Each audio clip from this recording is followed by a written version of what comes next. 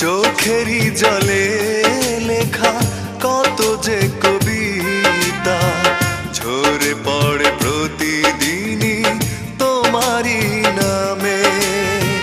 চোখেরই জলে লেখা কত যে কবিতা ঝরে পড়ে প্রতিদিনই তোমারই নামে। যেদিন চোখের জল শুকিয়ে যাবে